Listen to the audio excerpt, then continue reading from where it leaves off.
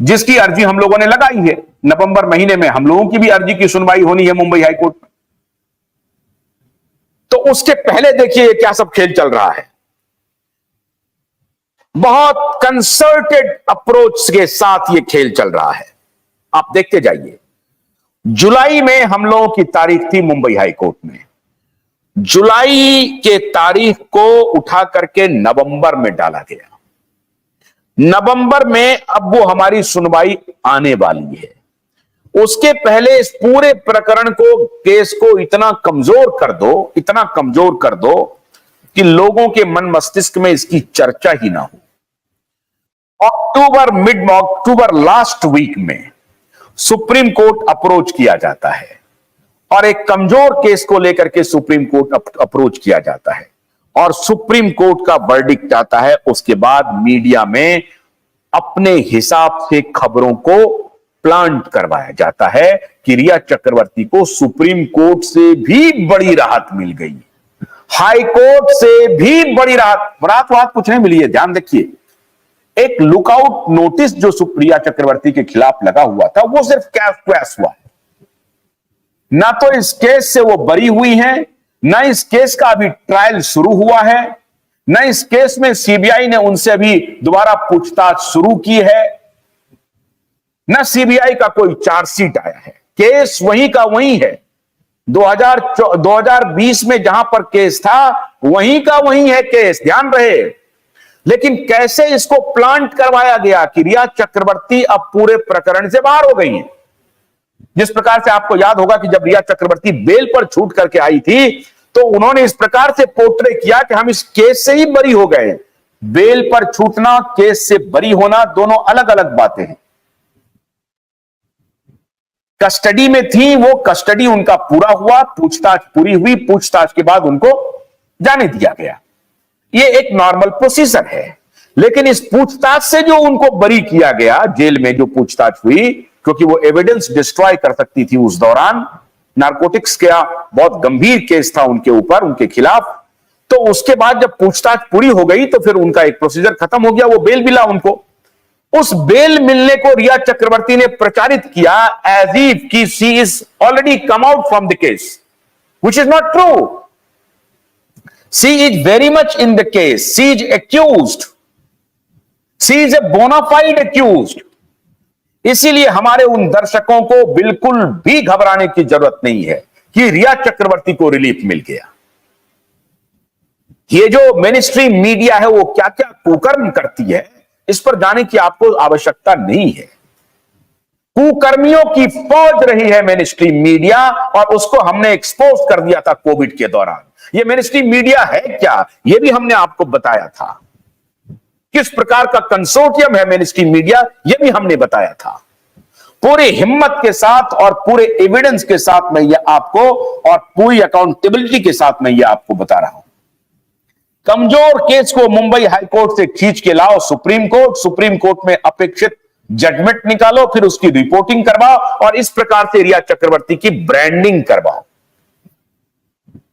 कि रिया चक्रवर्ती तो केस से बरी होती दिख रही है, उनको राहत मिल गया है। ऐसा बिल्कुल भी नहीं है।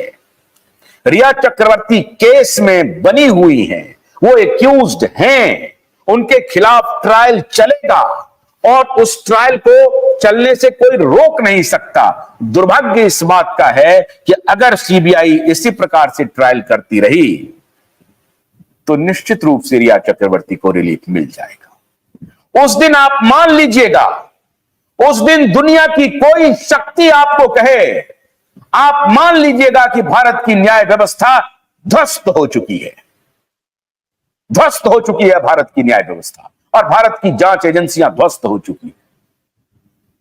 वरना भारत की न्याय व्यवस्था और भारत की ये जांच एजेंसियों को 4 साल में इन्वेस्टिगेशन का स्टेटस रिपोर्ट दुनिया के सामने रखने में हर्ज क्या है? कौन उन्हें रोक रहा है? कौन उन्हें रोक रहा है चार्जशीट का स्टेटस रिपोर्ट देने के लिए? और जब सुप्रीम कोर्ट ने उनसे पूछा कि where is your chargesheet, CBI चुप थी, सीबीआई के पास कोई जवाब नहीं था। सीबीआई को पाक साफ होना ही पड़ेगा। सीबीआई को इस पूरे प्रकरण में पाक साफ होना ही पड़ेगा और सीबीआई इससे बच नहीं सकती है।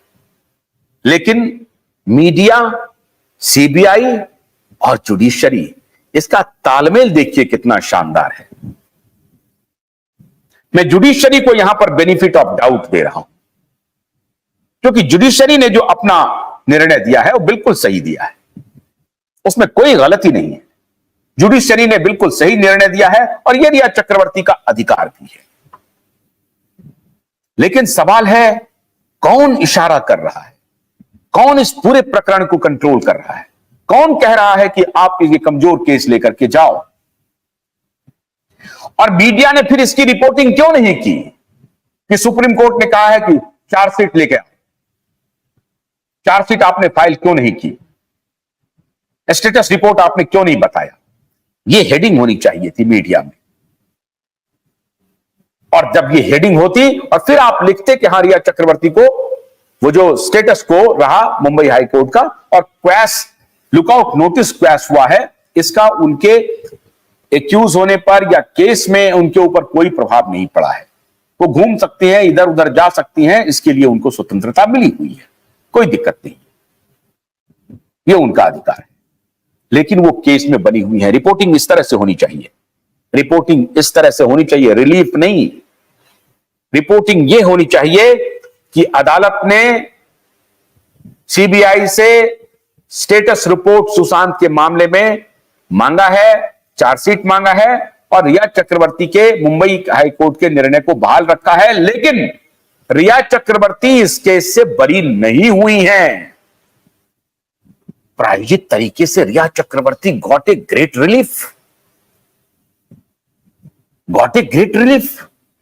और फिर रिया चक्रवर्ती उसको जाकर के चारों तरफ प्रचारित करेंगी कि जैसे देखिए हर बार मुझे बेल मिल गया, अब मुझे इससे भी मिल गया, मैं तो निर्दोष हूं। और फिर वो बार बार आकर के अपने पॉडकास्ट में बोलेंगी कि मेरे खिलाफ जो कैंपेन चलाया जा रहा है मैं उनको देखूंगी। वो धमकी भी दे रही है, मैं उनको देखूंगी। अरे धमकी उनको दो रिया चक्रवर्ती जी जो उसमें शागिर्द हैं आपके। यहां आपके धमकी से कोई डरने वाला नहीं है। चाहे आप बिलियनर के साथ घूमो, मिलियनर के साथ घूमो, गुंडों के साथ घूमो, मवाली के साथ घूमो, ड्रग पेडलर के साथ घूमो, यहां कोई आपसे डरने वाला नहीं है। ये धमकी जो देते हैं आप कि मैं देख लूंगी उनको, पाक साफ हैं तो अदालत में आपको साबित करना पड़ेगा। सारी करतूत को आपको अदालत में साबित करना पड़ेगा। ये चलने वाला नहीं है। मित्रों, शशांक जी बोल रहे हैं कि प्लीज कॉल एडवोकेट नीलेश जी। नीलेश ओझा जी से मेरी बात हो गई है। Supreme court trust CBI for the frivolous petition with the cost. हाँ, फ्रिवलस पिटीशन, बिल्कुल ठीक कह रहे हैं आप। Pranab Kumar, some breaking news coming related to Riya Chakravarti.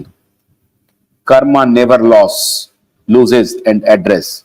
Whoever botched up Sushant Singh Rajput and Disha Salian case will have to face their karma. बिल्कुल ठीक कह रहे हैं, बिल्कुल ठीक कह रहे हैं, उनको फेस करना ही पड़ेगा। बिल्कुल ठीक कह रहे हैं आप सभी, ये उनको फेस करना ही पड़ेगा। लेकिन जो मूल बात है इस पूरे प्रकरण का, उसे आप लोग ध्यान में रखिए और इसे ही आप उसे लोगों तक पहुंचाइए कि सुप्रीम कोर्ट ने रिया चक्रवर्ती को कोई रिलीफ नहीं दिया है। सुप्रीम कोर्ट ने सीबीआई को फटकार लगाई है कि आप अपना स्टेटस रिपोर्ट, चार्जशीट दाखिल कीजिए।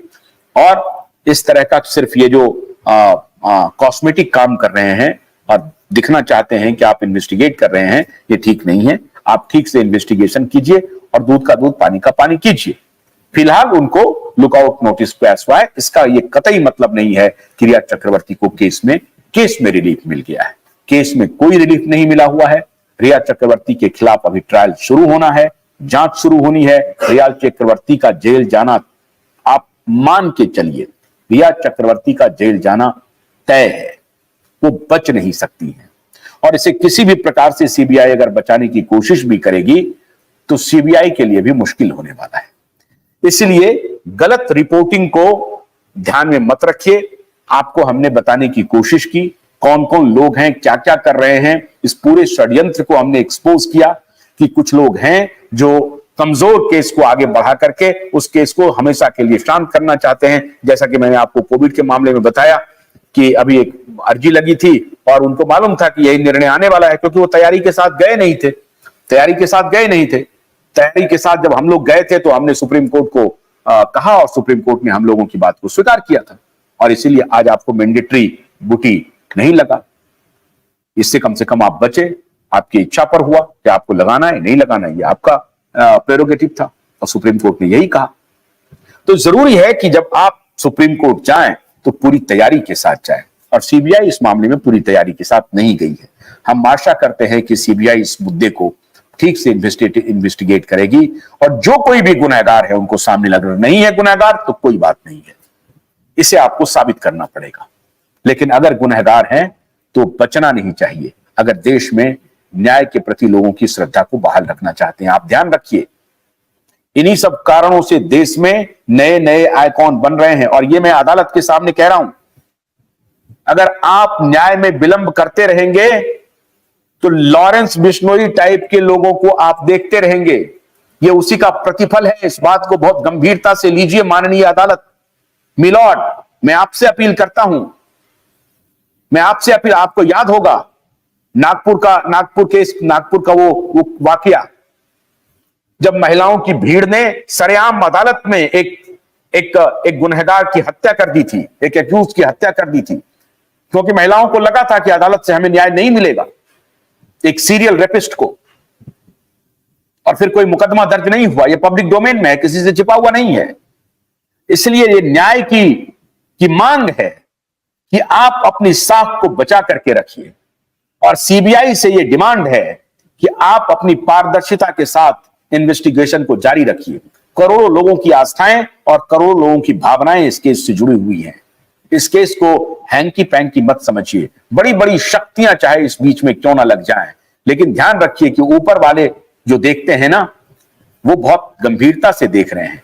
कभी उनके तरफ भी देखिए, और अगर कोई गलत नहीं है तो फिर किसी से डरने की जरूरत नहीं है, मुझसे भी नहीं, किसी से भी नहीं डरने की जरूरत है। तो सत्य और न्याय के साथ मैं समझता हूं कि सीबीआई और अदालत दोनों को खड़ा होना पड़ेगा। आपसे अनुरोध है कि हमारे इस वीडियो को शेयर कीजिए अधिक से अधिक। Please continue your efforts, our blessings are with you and your team. Dev Maliya ji, बहुत बहुत आभार आपका। रश्मि शर्मा, जनता जस्टिस का इंतजार कर रही है, बहुत बहुत शुक्रिया आपका। देवोमलिया बनर्जी, आपका बहुत बहुत आभार, बहुत बहुत शुक्रिया। आप सबसे आग्रह है कि वीडियो को अधिक से अधिक शेयर कीजिए, लोगों तक पहुंचाइए। बहुत बहुत आभार, बहुत बहुत शुक्रिया। Thank you very much.